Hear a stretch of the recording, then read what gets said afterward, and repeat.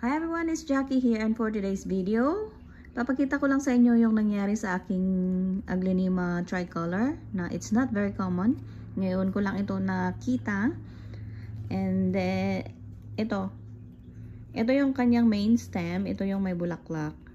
So yan lang dapat. And then napansin ko may bagong dahon. Ayan siya oh. Yan. And then this one, yung pinakabago.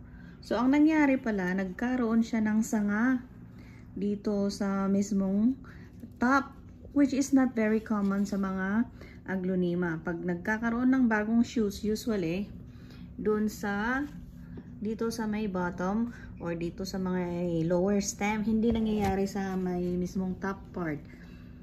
Ayan. So, it's not very common for Aglaonemas, pero, who are we to ask, diba? Who are we to ask the plants? Nangyayari yan talaga.